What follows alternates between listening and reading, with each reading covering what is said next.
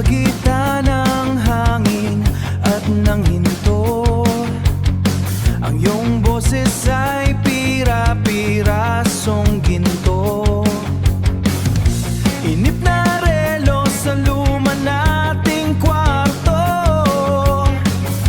naghihintay ng signal sa dulo ng mundo.